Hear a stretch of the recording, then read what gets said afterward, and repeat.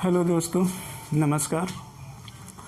YouTube के माध्यम से ड्रीम ऑफ भारत अर्थात भारत के स्वप्न के चैनल के माध्यम से हम भारतीय समाज में भ्रम की स्थिति को दूर करने का प्रयास करेंगे, जिसके माध्यम से हम विभिन्न प्रकार के नॉलेजों का प्रदर्शन करेंगे और इसके माध्यम से हम दो उद्देश्य बनाए हुए हैं, एक व्यक्तिगत और दूसरा व्यवसायिक। व्यक्तिगत से तात्पर्य मेरा उन लोगों से है जो समाज में हर प्रकार के नागरिक हैं, जिनके अंदर तमाम प्रकार की भ्रांतियां होती हैं और इन भ्रांतियों की वजह से वो ढेर सारा तनाव लेते हैं और इन तनाव की वजह से वह अपने आप को गति नहीं दे पाते हैं और अपने आप को गति न देने की वजह से वह किसी चीज़ में या किसी कार्यों में अपना 100% नहीं दे पाते हैं। ऐसा क्यों होता है, इसको दूर करने के लिए कौन कौन सी चीज़ें अपनानी चाहिए, इस सारे बिंदुओं पर हम चर्चा करेंगे। एक चीज़।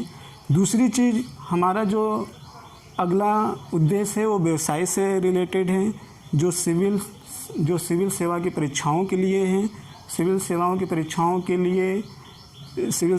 परीक्षाओं के लिए से संबंधित जो बच्चे तैयारी करते हैं, उस तैयारी के दौरान उनके अंतर्गत कौन कौन सी भ्रम की स्थिति उत्पन्न होती है कि भ्रम की स्थिति से तात्पर्य ये है कि ये हम निकाल पाएंगे कि नहीं निकाल पाएंगे, या तो फिर इसमें कितना समय लगता है, इसके लिए रणनीतियाँ कौन कौन सी होनी चाहिए, इसके लिए बुक किस तरीके के होने चाहिए, इसके लिए कैसे नोट्स बनाने चाहिए। ये तमाम प्रकार के उनके मन में क्वेश्चन होते हैं।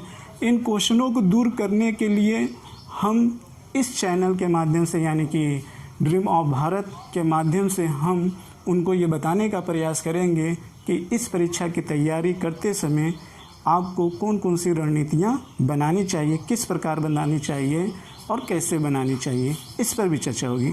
लेकिन सिविल सेवा के परीक्षा की तैयारी करने वाले विद्यार्थियों के लिए जो नोट्स उपलब्ध कराए जाएंगे या जो उससे संबंधित ज्ञान दिए जाएंगे, उससे पहले जो एक व्यक्तिगत प्रॉब्लम होती है, उस व्यक्तिगत के प्रॉब्लम में वो सारे चीज़ें जो आती हैं, जो कहीं ना कहीं इस तैयारी करने के लिए उनको बाधा की स्थिति उत्पन्न करती है।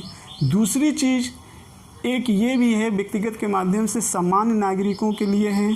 सामान्य नागरिकों से मेरा तात्पर्य उन सभी नागरिकों से है जो हर वर्ग से बिलोंग करते हैं और उनके मन में ढेर सारी भ्रांतियाँ होती हैं और उस भ्रांतियों में वो तनाव की स्थिति में ग्रसित हो जाते हैं। तो पहला मेरा काम ये होगा कि पहले व्यक्तिगत रूप से जो समस्याएं उत्पन्न होती हैं, वो समस्याएं कैसे आती हैं, उनको दूर कैसे किया जाना चाहिए, उस पर चर्चा होगा। क्योंकि हर व्यक्ति किसी न किसी व्यक्ति से जुड़ा है, हर व्यक्ति किसी न किसी व्यक्ति से जुड़ा हुआ है, जो एक तरीके से इकोसिस्टम के रूप में जाना जाता है। यदि आप तैयारी कर रहे हो, अगर आपकी तैयारी से जुड़े हुए जो लोग हैं, जो मित्र हैं, जो आपके परिवार के लोग हैं, जो आपके समाज के लोग हैं, जो आपके मित्रगण हैं, अगर उनकी मानसिक स्थिति सही नहीं होगी तो कहीं न कहीं आपको प्रत्यक्ष और अप्रत्यक्ष रूप से वो आपकी तैयारी में बाधा निश्चित रूप से डालेंगे। इसलिए इस चीज़ को ध्यान में रखते हुए हमारा एक ड्रीम ऑफ भारत के माध्यम से एक जो खंड होगा वो व्यक्तिगत के मामले में होगा। क्योंकि पहले हमको वातावरण आपके लिए तैयार करना है, तो वातावरण जब आपके लिए अनुकूल हो जाएगा तभी आप अपनी रणनीतियों को सही अंजाम दे सकते हैं। और जब तक आप वातावरण को अनुकूलित करने की क्षमता नहीं डेवलपमेंट होगी, तब तक आप अपने तैयारी के उद्देश्यों को या रणनीति को सही दिशा नहीं दे पाओगे। इसके लिए पहले हमको इस पर ही चर्चा करेंगे। ये मेरा 2 मेन उद्देश्य है और इन्हीं उद्देश्यों के माध्यम से हम भारत में शांति व्यवस्था को स्थापित करना चाहते हैं, भारत में राष्ट्रीय एकता एवं अखंडता को स्थापित करना चाहते हैं। और इन्हीं राष्ट्रीय और एकता एवं अखंडता को स्थापित करने के लिए या तो आपको अपने लक्ष्यों तक पहुंचाने के लिए या हर व्यक्ति को अपने आप संतुलित बनाने के लिए जो आज मेरा लेक्चर है, वो लेक्चर ये है कि अपने अंदर प्रेम को कैसे डेवलपमेंट किया जाए, कैसे अपने अंदर प्रेम को जागृत किया जाए, और प्रेम को जागृत करने का आशय क्या है, प्रेम से मतलब क्या होता है, उन सारे बिंदुओं पर आज हम चर्चा करें। हम देखते हैं कि आखिर आज इसकी आवश्यकता मुझे क्यों पड़ रही है, आज इसकी आवश्यकता मुझे क्यों पड़ रही है, और इसका पहले कितना ज़्यादा महत्व था, उस चीज़ पर हम ध्यान देते हैं। एक चीज़ आप जान लीजिए कि प्रेम एक ऐसी चीज़ होती है कि जो किसी भी व्यक्ति को सोच या किसी भी चीज़ को अपने वश में करने की ताकत रखती है। प्रेम एक ऐसी चीज़ होती है कि कुछ चीज़ें जैसे कि पैसे या भय के माध्यम से नहीं खरीदी जा सकती है, वो चीज़ें सिर्फ प्रेम से खरीदी जा सकती है। और वो चीज़ें क्या होती है, एक सोच होती है, एक सोच होती है। यदि आपके अंदर प्रेम जागृत हो गया या दूसरे के अंदर प्रेम आपने जागृत कर लिया, तो किसी भी व्यक्ति की आप सोच खरीद सकते हो।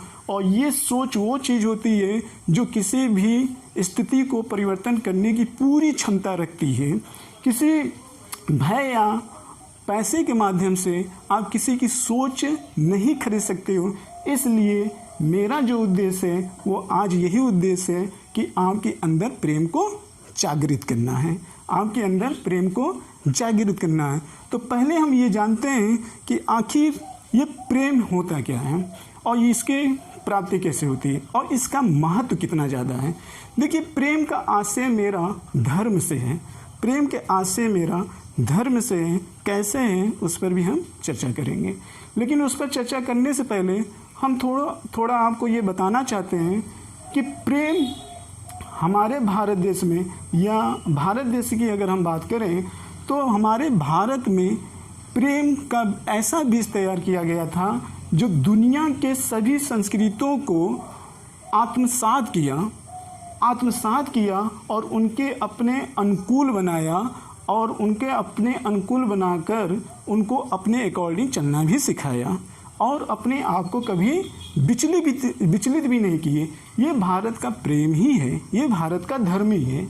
एक चीज़। दूसरी चीज़, हजारों वर्ष में जो हजारों वर्ष में प्रेम की बीज डाली गई थी, जो हजारों वर्ष में धर्म की बीज डाली गई थी, आज उसी बीज की देन है कि हमारे भारतीय समाज में विविधता में एकता बनी हुई है, जो न जाने कितने पंथों को लेते हुए चल रही है, जिसका आधार क्या हुआ है, प्रेम। यानी कि आत्मसात और विविधता में एकता को स्थापित करने के लिए संस्कृति की आवश्यकता होती है, और वो संस्कृति हमारी भारतीय संस्कृति में देखी जाती है, और हमारी भारतीय संस्कृति का जो आधार है वो प्रेम है।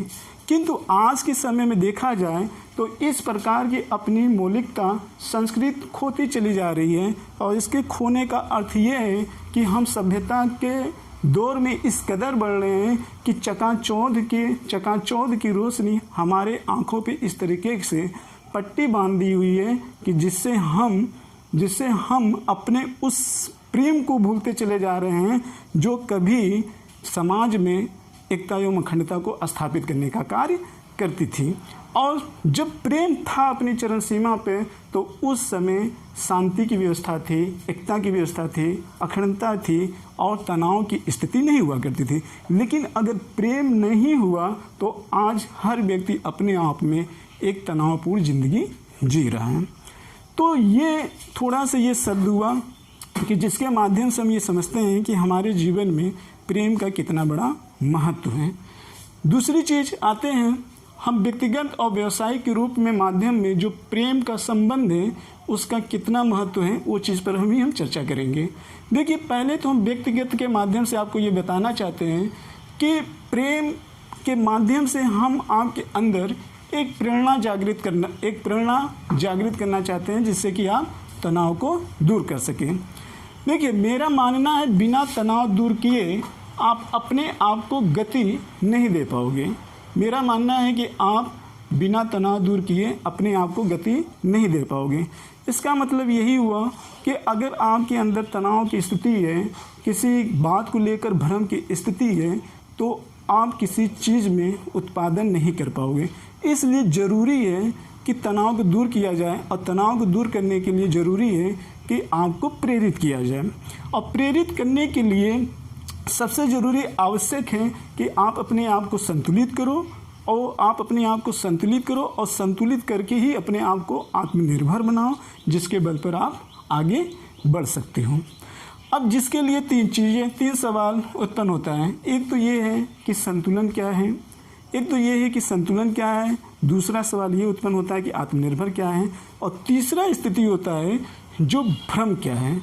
इसी भ्रम को लेकर पूरे टॉपिक पर हमारी चर्चा होगी, इसी भ्रम की स्थिति पर पूरे टॉपिक पे चर्चा होगी।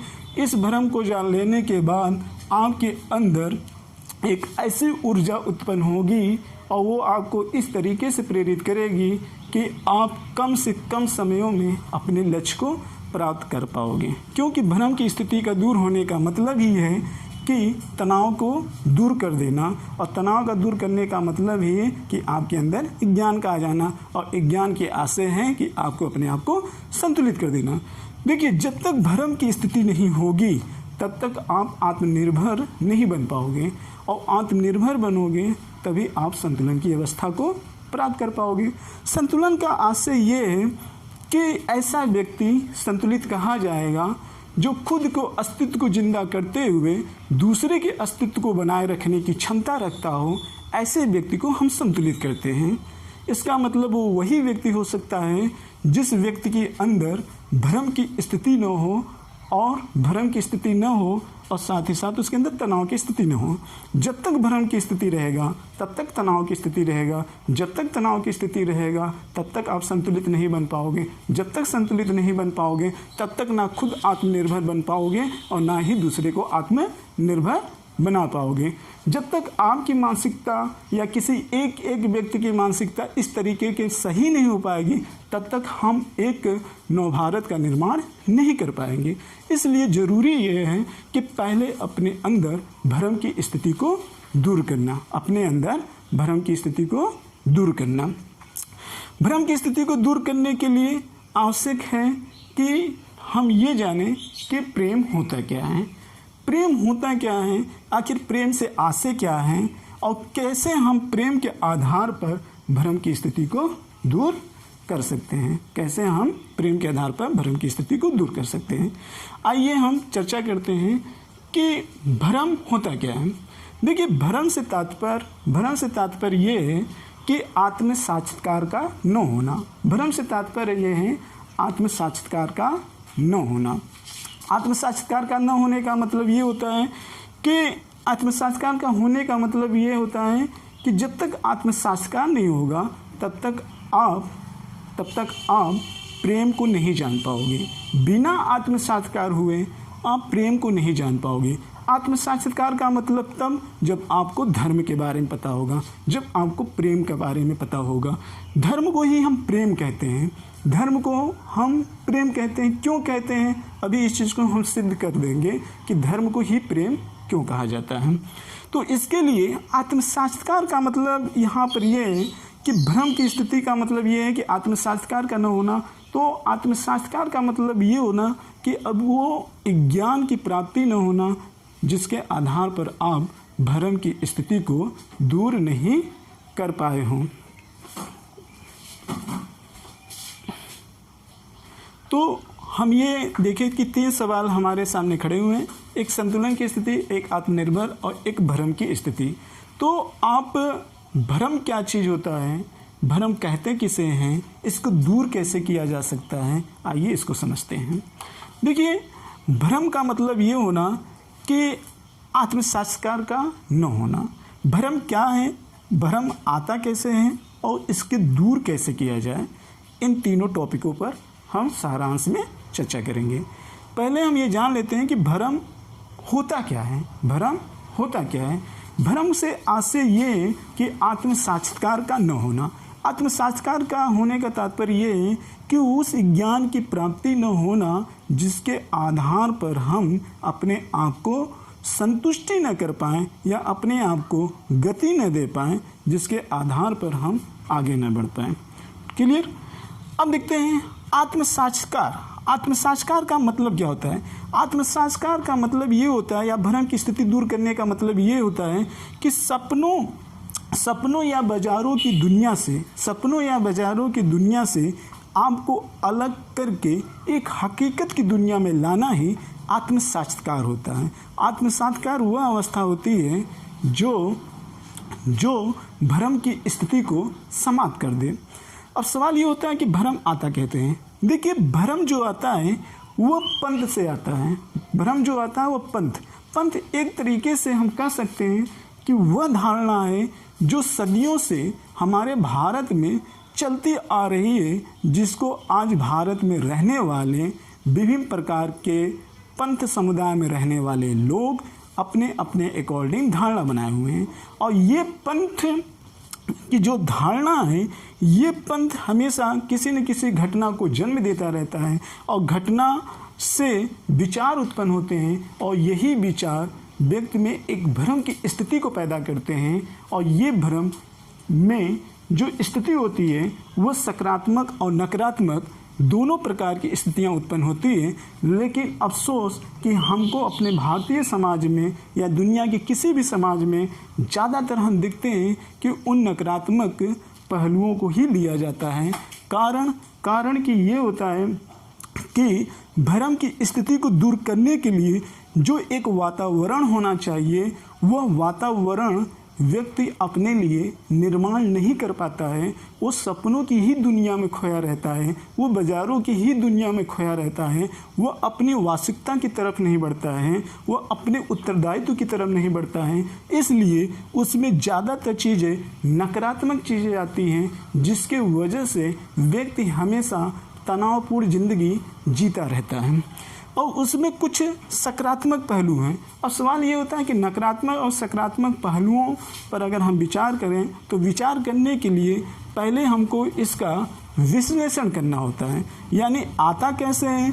आता ये है कि जो सदियों से हमारी धारणाएं हैं वो पंथों के माध्यम से आ जाती हैं। और पंथ का मतलब ये होता है कि एक तरीके से आप ये कह सकते हो कि हमने कोई विचार दिया और वो विचार हमारे कुछ अनुयायियों ने उसका प्रचार प्रसार किया और वो अनुयायी जो प्रचार प्रसार किए वो पूरे समाज में फैल गया और वो एक तरीके से हमारी विचार के लोग धारणा हो गए। लेकिन उस धारणा में हो सकता है कुछ चीज़ें मानवता के हित में हो और कुछ चीज़ें अपने वर्ग के हित में बात होती है। जो मानवता के हित में बात होती है वो तो सही है, वो किसी भी देश में राष्ट्रीय एकता एवं अखंडता को स्थापित करेगा, क्योंकि मानवता का दूसरा रूप प्रेम है और मानवता का एक रूप ही वही जो है ओरिजिनलिटी, वही धर्म होती है जो मानवता के लिए लाभदायक होती है। लेकिन वो पंथ विचारधारा जो किसी वर्ग के हित के लिए बातें कही जाती हैं तो वह एक तरीके से धारणा है जो अपने हित के लिए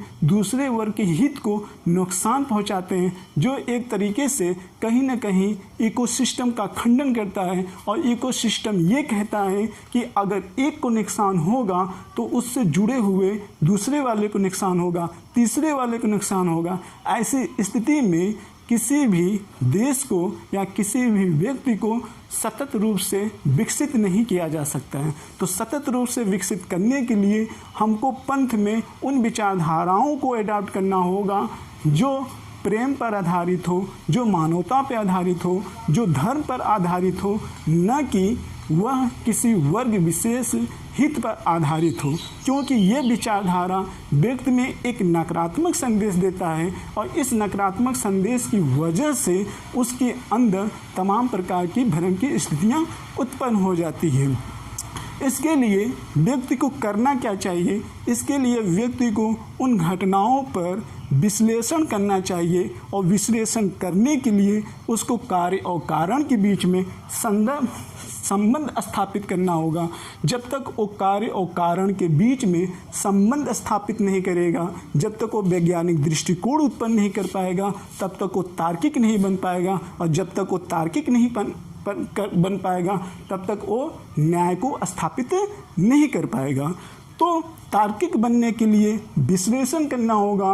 विश्लेषण के लिए घटनाओं में कार्य और कारण के बीच संबंध स्थापित करना होगा और कार्य और कारण के बीच में संबंध स्थापित करने के लिए जो सबसे बड़ी आवश्यकता होती है वह यह आवश्यकता होती है कि व्यक्ति को अपने आप को ध्यान की अवस्था में लेकर जाना होगा, अपने आप को एकाग्रचित्त की अवस्था में लेकर जाना होगा, जिसके लिए उसको शुरुआत पहले प्रार्थना से करना होगा।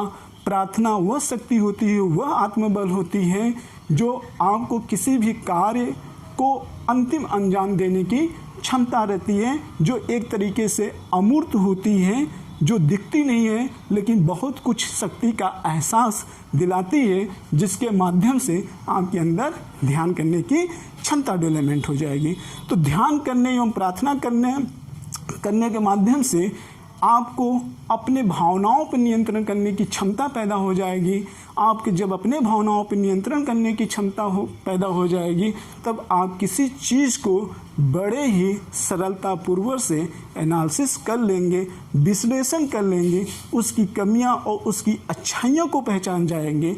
जब ये स्थिति आपको पता चल जाएगी, आप अपने अस्तित्व को जान जाएंगे, तब आप अपने आप को संतुलित कर लेंगे। और जब आप अपने आप को संतुलित कर लेंगे तो आप वही कार्य करेंगे जो मानवता के हित में हो, जिससे कि हमारे भारत देश में राष्ट्रीय एकता एवं अखंडता को स्थापित किया जा सकता है। मेरे भारत के स्वप्न के चैनल के माध्यम से इस तरीके के संदेश आपको समय समय पर विभिन्न रूपों के तरीके से और विभिन्न चैप्टर वाइज के माध्यमों से दिया जाएगा। और ये सिर्फ भारतीय सिविल सेवकों के लिए नहीं, ये आम व्यक्तियों के लिए भी है। जैसा कि मैंने पहले ही कहा है, जब तक भारत का एक एक नागरिक अपने आप को संतुलित नहीं कर पाएगा, तब तक भारत के राष्ट्र का निर्माण नहीं हो पाएगा। तो ऐसे स्थिति को बनाए रखने के लिए, ऐसे स्थिति को बनाने के लिए हम अपने गुरुजनों व अपने प्रकृति एवं अन्य तत्वों के माध्यम से जो ज्ञान अचीव किया है, उसका जो मैंने विश्लेषण किया है और उससे जो मैंने चीज़ें अचीव किया है, मेरे अंदर से ये विचार उत्पन्न हुआ कि हमको भी वो चीज़ें करनी चाहिए और जहाँ तक हो सके वहाँ तक देनी चाहिए। इसीलिए इस सोच के साथ, इस उम्मीद के साथ हम अपने ज्ञान को लेकर YouTube के माध्यम से, भारत के स्वप्न के चैनल के माध्यम से हम आपके सामने प्रदर्शित करने का प्रयास करेंगे। तो अब इस चीज़ को समझने के लिए हम आपको यहाँ से फिर लेके चलते हैं कि आत्म साक्षात्कार। अब आप ये मत समझिए कि आत्म साक्षात्कार एक दर्शन है।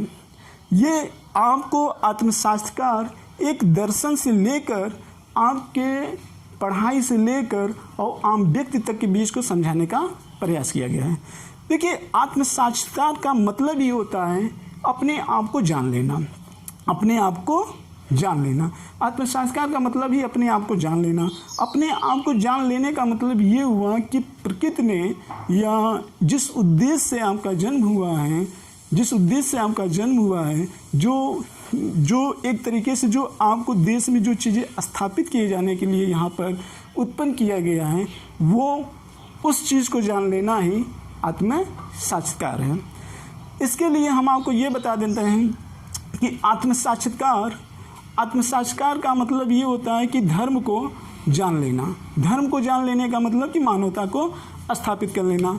आत्म साक्षात्कार की बात अगर हम बात करें तो ये एक तरीके से धर्म भी है और एक तरीके से मानवता भी है, और एक तरीके से ये प्रेम है। इन तीनों की अगर हम बात करें, धर्म और मानवता की अगर हम प्रेम की बात करें, क्योंकि मानवता ही अपने आप में एक प्रेम है, लेकिन मानवता और प्रेम कब जागृत होगा? जब आप धर्म को जानोगे। धर्म का मतलब ही होता है धारण करना। लेकिन क्या धारण करना? क्या पंथ के विचार को धारण करना जो अपने वर्ग के हितों के लिए बनाए गए हैं, उस चीज़ को धारण करना? नहीं। अगर आप वो चीज़ें धारण करते हो तो धर्म नहीं, पंथ है। जैसा कि हमारे भारतीय संविधान की प्रस्तावना में धर्मनिरपेक्ष की बात न कहकर पंथ निरपेक्ष की बात की गई है। धर्मनिरपेक्ष का मतलब ये, पंथ निरपेक्ष का मतलब यही होता है कि जो पंथ अपने वर्गों के हितों को ध्यान में रखकर कार्य करते हैं, उनको पंथ निरपेक्ष कहा जाता है। तो मुझे पंथ निरपेक्ष बनना है, मुझे धर्मनिरपेक्ष नहीं बनना है। धर्म का मतलब ही होता है कि एक तरीके से हम क्रोध न करें, घृणा न करें, चोरी न करें, अहंकार न करें, इत्यादि वो सारे तत्व न अपनाएं जिससे कि भारतीय समाज में घृणा पैदा हो, नफरत पैदा हो, जिससे कि हमारे भारत में बंधुत्व, एकता एवं अखंडता को आघात पहुँचे। अब इसी बात को हमारे भारतीय संविधान की प्रस्तावना में भी कही गई है, इसी बात को हमारे उपनिषद में भी कही गई है, और इसी बात को हमारे अनुच्छेद नंबर 51 में अंतर्राष्ट्रीय एकीकरण की बात की गई है, जो पूरे विश्व को एकीकरण की बात करता है। और ये एकीकरण आएगा कैसे? प्रेम के बल पे आएगा। प्रेम कैसे आएगा? मानवता के बल पे आएगा। मानवता कैसे आएगा? धर्म के बल पे आएगा। धर्म कैसे आएगा? भ्रम की स्थिति दूर होगी। भ्रम की स्थिति कैसे दूर होगी? जब आप संतुलन की अवस्था में जाओगे। संतुलन की अवस्था में कैसे आप जाओगे? जब आप ध्यान करोगे, जब आप प्रार्थना करोगे। ध्यान और प्रार्थना कब करोगे? जब आप कार्य और कारण के बीच में संबंध स्थापित करोगे। इन प्रक्रियाओं से ही गुजरकर आपको धर्म की ज्ञान की प्राप्ति हो सकती है। बिना इस प्रक्रियाओं से गुजरे आपको धर्म की प्राप्ति नहीं हो सकती है। यानी कि धर्म की प्राप्ति का मतलब अपने आत्म साक्षात्कार को जान लेना। आत्म साक्षात्कार का मतलब विज्ञान की वह अवस्था होती है जहाँ किसी भी निर्णय लेने के लिए किसी को ऊपर निर्भर न होना पड़े या किसी की राय न लेना पड़े, वही आत्म साक्षात्कार की अवस्था कहलाती है। जब तक आपके अंदर ये उस स्थिति उत्पन्न रहेगी कि हम किसी भी निर्णय लेने से पहले हम किसी की राय जाने, किसी के विचारों को जाने, उसके अकॉर्डिंग अगर आप कार्य करने के लिए उतावलेपन हो रहे हो, तो इसका मतलब आपको अंदर आत्म साक्षात्कार की स्थिति उत्पन्न नहीं हुई है। इसका मतलब आपने धर्म को नहीं जाना है। इसका मतलब आपने प्रेम को नहीं जाना है। अभी भी आप वो चीज़ धारण किए गए हो जो हजारों वर्षों से एक पंथ के रूप में चली आ रही है। इस चीज़ को दूर करने के लिए ज़रूरी है कि आप अपने अंदर भ्रांतियाँ को दूर करो। ऐसा नहीं है कि ये चीज़ हम आपको आज बता रहे हैं। ये चीज़ें कबीरदास ने इस चीज़ को अपने विभिन्न प्रकार के, आप उनके दोहों के माध्यम से सुन सकते हो। उन्होंने भी एक लोगों के बीच में धर्म की स्थिति को जागृत करने का प्रयास किया है। इसके अलावा महात्मा बुद्ध ने भी अपने अष्टमार्ग के माध्यम से लोगों को एक तरीके से आत्म साक्षात्कार दिलाने का प्रयास किया है, जिसके माध्यम से वो अपने आप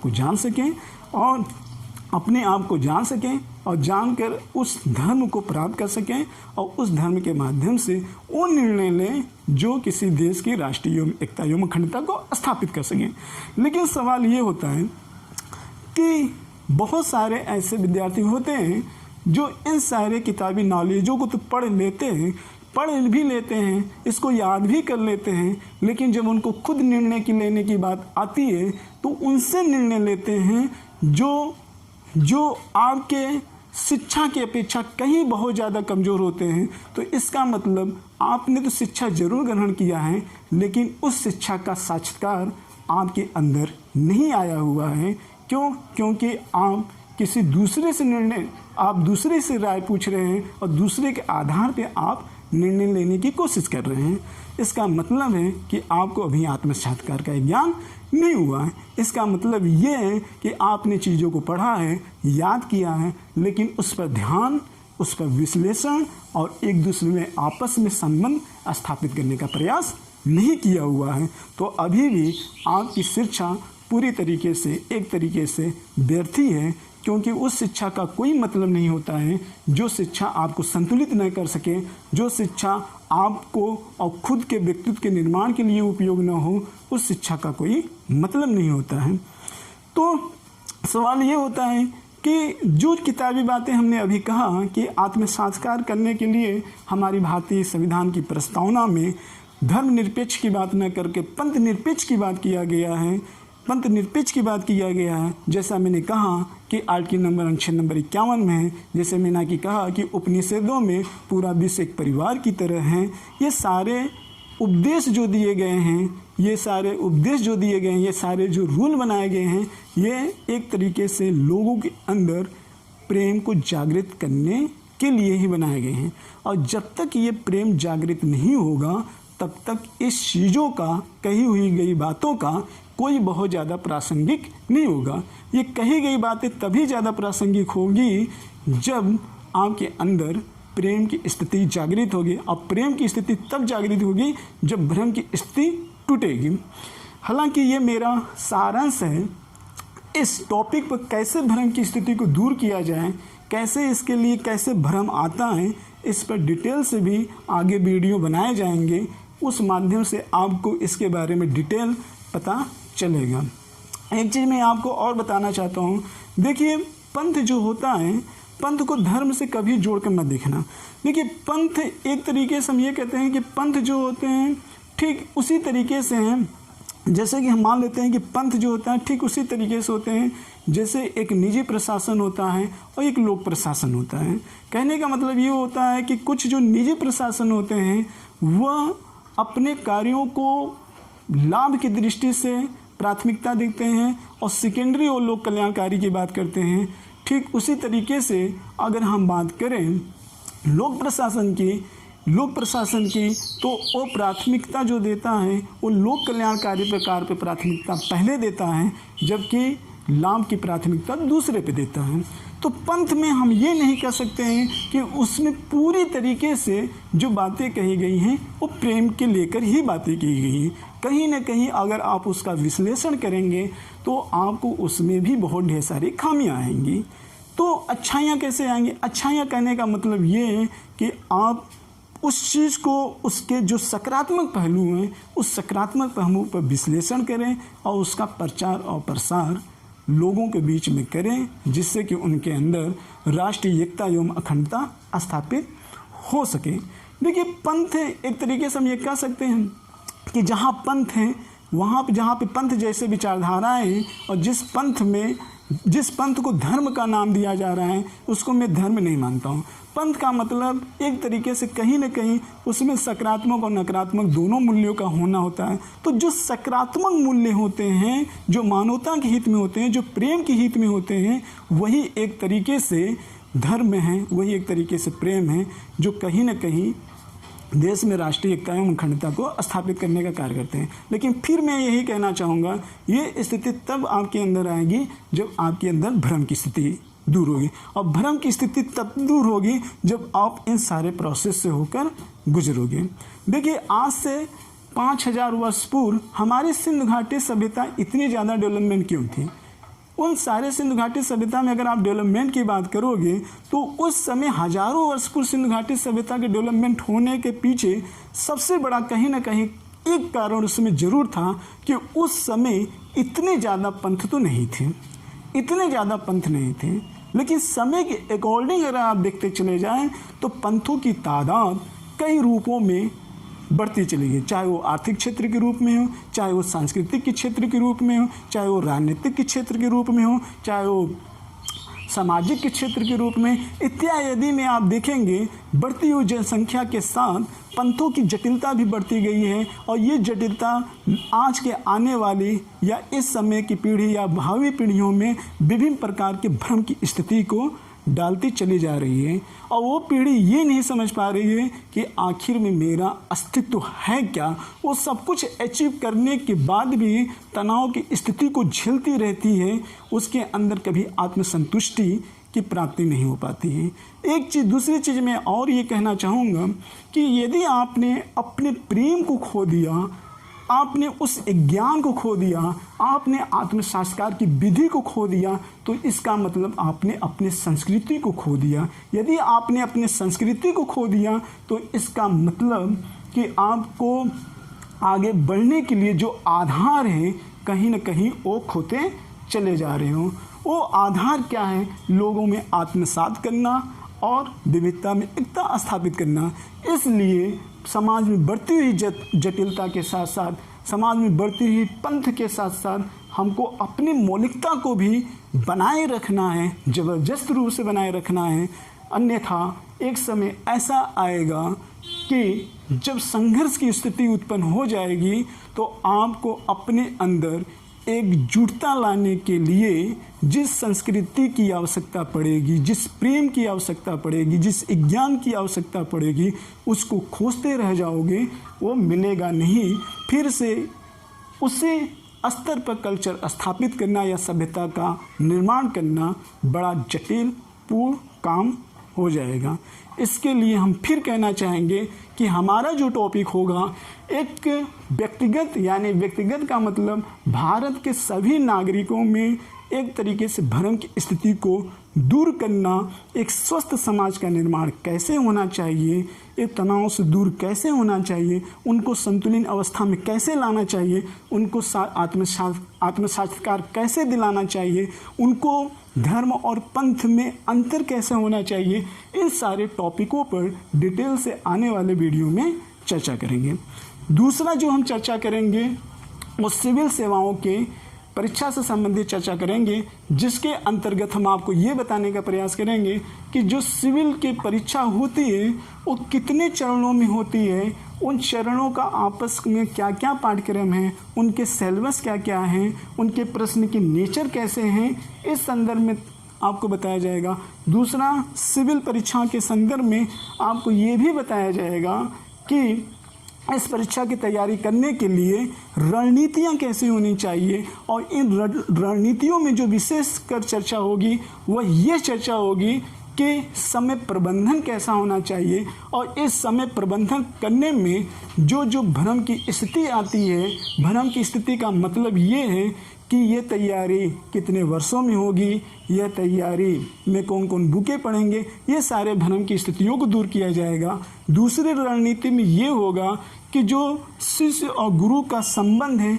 वो कैसा होना चाहिए, जो एक शिष्य और एक समाज के बीच में संबंध है वो कैसा होना चाहिए, और एक शिष्य और बुक के बीच में कैसा संबंध होना चाहिए, ये भी एक रणनीति का हिस्सा होगा, जो आने वाले वीडियो में आपको बहुत ही बेहतरीन तरीके से, क्रम व्यवस्थित तरीके से आपको बताया जाएगा। दूसरा ये कि इस परीक्षा की तैयारी करने के लिए अभ्यास कैसे किया जाए, तीनों चरणों में किस तरीके से सामंजस्य बनाया जाए, किस तरीके से समन्वय बनाया जाए, कब प्री एग्ज़ाम देने की तैयारी होनी चाहिए, कब मेंस होना चाहिए, कब इंटरव्यू होना चाहिए, कब एक साथ होना चाहिए, इस सारे बिंदुओं पर भी डिटेल से चर्चा होगी।